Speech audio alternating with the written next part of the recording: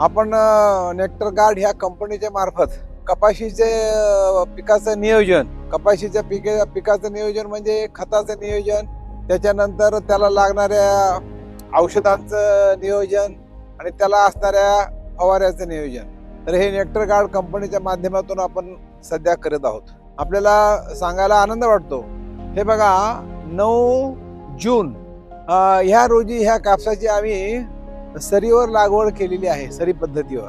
कारण त्या काळामध्ये पाऊस नव्हता, जमिनीची उष्णता काही कमी झालेली नव्हती, म्हणून आम्ही पाटांनी पाणी देऊन छोटासा दाण काढला आणि त्याच्यावर आम्ही ही लागवड केलेली आहे. 10 जूनला याचं पाणी पूर्ण झालेलं आहे. त्याच्यानंतर मागच्या महिन्यामध्ये याच्याबद्दलची आपण एक शूटिंग आपल्याला दाखवलेली आहे. सांगण्याचा मतलब असा की आज 2 महिने झालेले, तर ह्या पिकाची अशी ही परिस्थिती आहे. आम्ही सुरुवातीला जेव्हा लागवड केली तेव्हा नेक्टर गार्ड कंपनीचं फर्टिलायझर वापरलं. त्याच्यानंतर पाऊस चांगला पडला.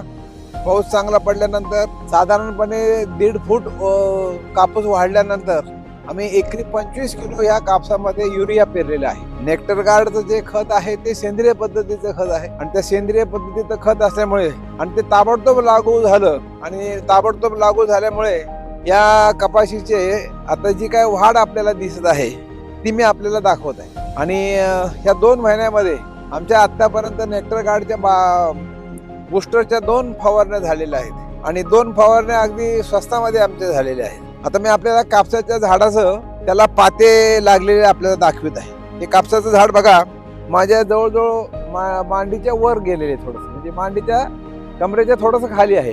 फक्त 60 दिवसामध्ये ह्या झाडाची, 60 पण नाही, 55 दिवसामध्ये ह्या झाडाची ही अशी वाढ आपल्याला झालेली दिसते. आता ह्याला मालाचं मुख्य प्रमाण पहा. आणि विशेष म्हणजे झाडाची जी पानं आहेत तर त्या पाण्याचा हिरवा रंग कसा आहे तो बघा. एखाद्या कांद्याच्या पातीसारखा याचा हिरवा रंग आलेला आहे. आणि याला पात्याचं प्रमाण किती आहे.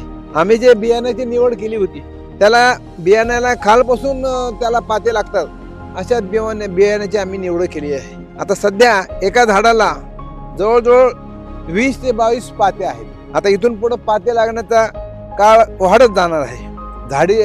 झाडाचं म्हणजे कपाशीचं झाड सुद्धा वाढीला लागणार आहे. तर माझ्या मताने जेव्हा हे कपाशी गळ्यापर्यंत येईल त्यावेळेस आम्ही त्याची वाढ खुंटवणार आहोत आणि फांद्या वाढवणार आहोत, म्हणजे आपल्याला बोंडांचं प्रमाण भरपूर मिळेल.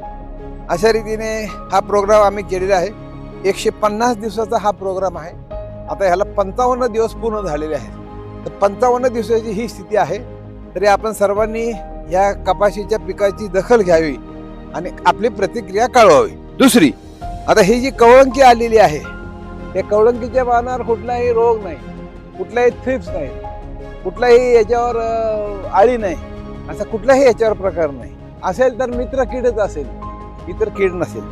तर अशी याची ही परिस्थिती आहे. एका झाडाला जवळजवळ 30-35 असे पाते लागलेले आहे. 10% 15% पात्याची गळ होती, तो भाग निराळा. झाड अजून भरपूर वाढायचं आहे आणि पुन्हा त्याच्या फांद्या भरपूर पसरायच्या आहेत. तर अशी ही कपाशीची परिस्थिती आपल्याला या निमित्ताने मी दाखवत आहे. नमस्कार.